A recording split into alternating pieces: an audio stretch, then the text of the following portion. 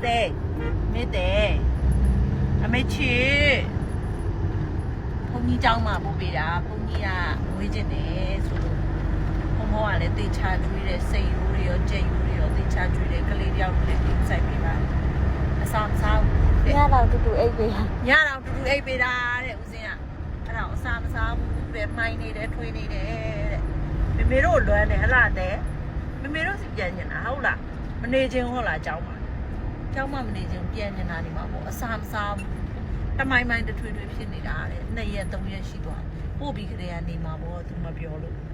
အဲ့အခုညာရင်းချင်းဖုံဆက်တာနဲ့ချက်ချင်းသွားခေါ်ခဲ့တာပါ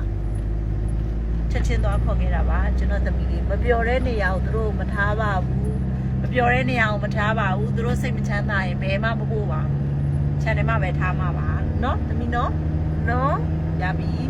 ရပါပြီမမရေ